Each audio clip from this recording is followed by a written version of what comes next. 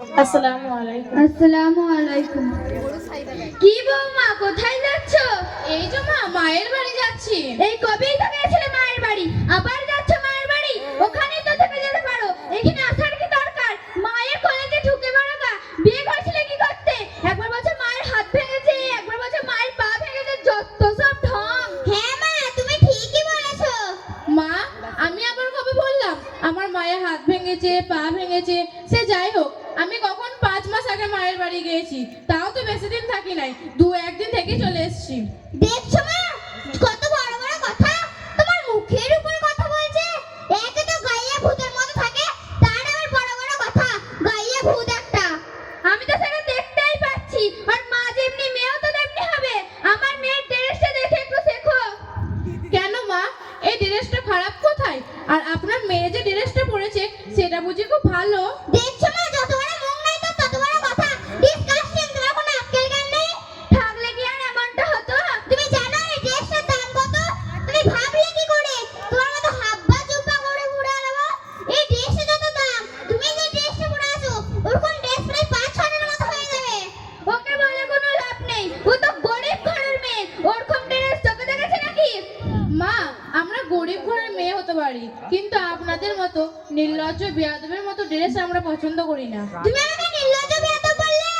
আমি তোমাকে নির্লজ্জ বেয়াদব বলি নাই। তুমি যে ড্রেসটা পরেছো সেটা পরা উচিতই নয়। কোনটা উচিত আর কোনটা উচিত না সেটা তোমাকে দেখতে হবে না, সেটা দেখার জন্য আমার মা আছে। হ্যাঁ তো তুই ঠিকই বলেছিস, তোর ভাবার জন্য আমি আছি, আর ওর ভাবার জন্য তুমি কেউ নাও।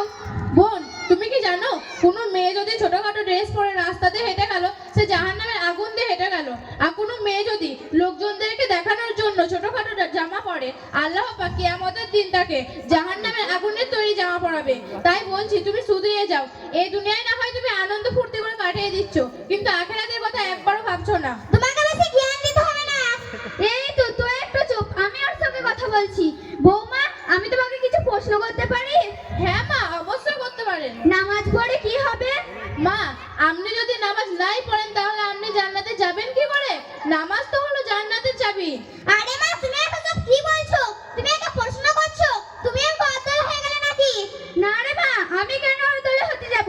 তোর ভাবি যে কথা বলে বলছে ঠিকই বলছে। আরে মা, তুমি চুপ করো তো, আমি ভাবির সাথে কথা বলছি, তুমি একটু সরে দাঁড়াও। আচ্ছা ভাবি, তুমি তো অনেকক্ষণ ধরে অনেক জ্ঞান দিচ্ছ, তো তোমাকে কিছু প্রশ্ন করব, বলতে পারবে? হ্যাঁ, অবশ্যই উত্তর দেওয়ার চেষ্টা করবো ইনশাআল্লাহ। বলো তো, নামাজ কয় ওয়াক্ত? এটা তো খুব সোজা প্রশ্ন। নামাজ হলো 5 ওয়াক্ত। বোন, আমি তোমাকে একটা প্রশ্ন করতে পারি? তুমি আবার কি করবে, করো। সূরা ফাতিহাটা বলতে পারবেন? হ্যাঁ, ওই একটু একটু মনে পড়ছে, তুমি একটু প্রথমটা বলে দাও তো। আলহামদুলিল্লাহি রাব্বিল আরে আলামিন। থামো থামো থামো, আমার মনে পড়ে গেছে। আসলে অনেকদিন হয়ে গেল তো নামাজ কোরআন কিছুই পড়িনি, তাই ভুলে গেছিলাম। আমি বলছি, তুমি শোনো। আলহামদুলিল্লাহি রাব্বিল আলামিন। মাঝে কিছু হবে না, আসলে আমি জানি না। তুমি এসব কি উল্টোপাল্টা বলছো? আমি আবার কি উল্টোপাল্টা বললাম?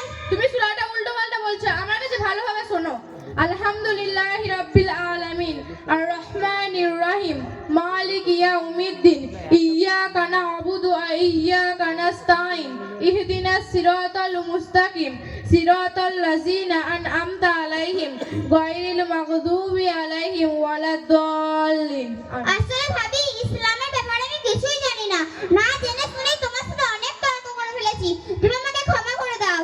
বৌমা, তুমি আমাকে ক্ষমা করে দাও। মা, আপনাদেরকে আর ক্ষমা চাইতে হবে না, আমি অনেক আগে আপনাদেরকে ক্ষমা করে দিয়েছি। বৌমা,